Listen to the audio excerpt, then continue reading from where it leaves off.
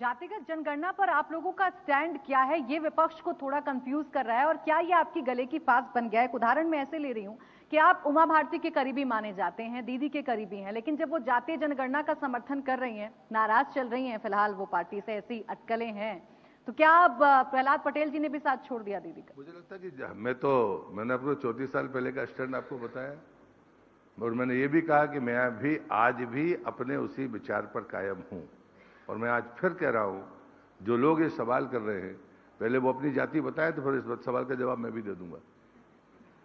राहुल गांधी बताएं कि उनकी जाति क्या है।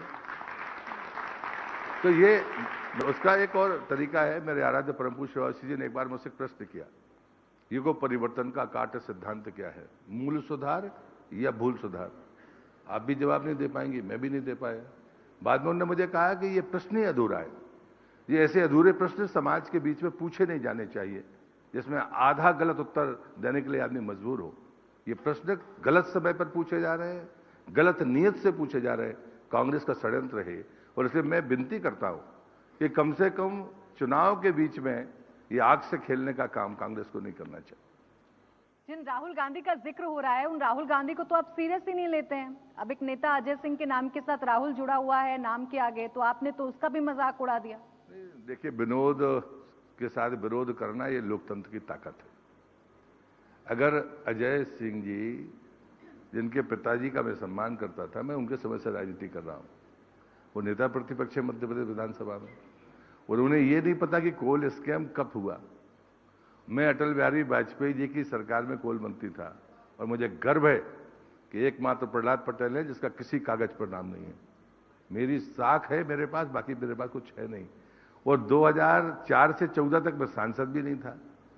इतनी झूठी बातें, तथ्य से इतनी परे, कोई इतना जिम्मेदार आदमी सार्वजनिक मंचों से कह दे, क्या निंदा करेंगे? शब्द है ही नहीं इसके लिए।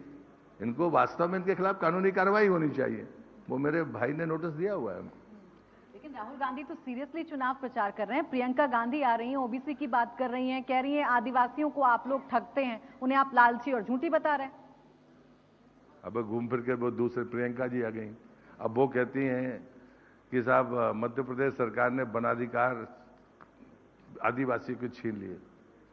क्या ये सच है?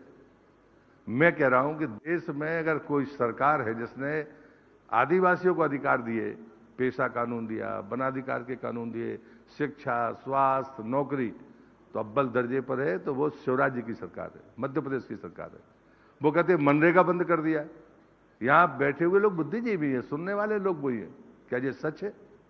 पर उसके बाद वो, उसके पहले और भी कह गई वो। तो मुझे लगता है या तो कि साहब वो तो गिनती नहीं होने देते आदिवासियों और हरिजनों की। इस देश में आजादी के बाद से सेंसस हो रहा है और प्रियंका गांधी मन से ये बात कर रही हैं। कोई भोला भाला व्यक्ति होगा शायद उसको हो जाए। ये षड्यंत्र है, वो अज्ञानी नहीं है।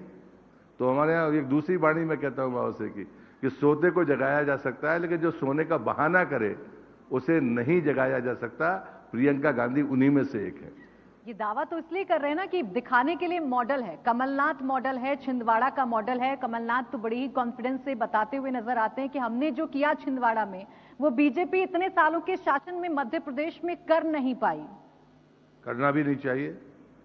छिंदवाड़ा का मॉडल भ्रष्टाचार का मॉडल है। मूल्यों से अनाथ, भ्रष्टाचार के नाथ वाला मॉडल है।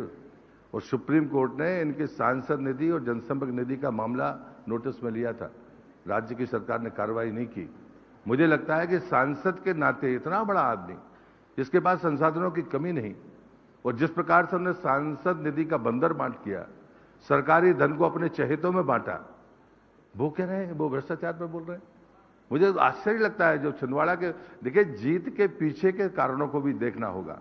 मैं भी उनके खिलाफ एक चुनाव लड़ा हूं। कभी उनसे पूछिए, जिक्र करेंगे वो कि खुश है या नहीं है।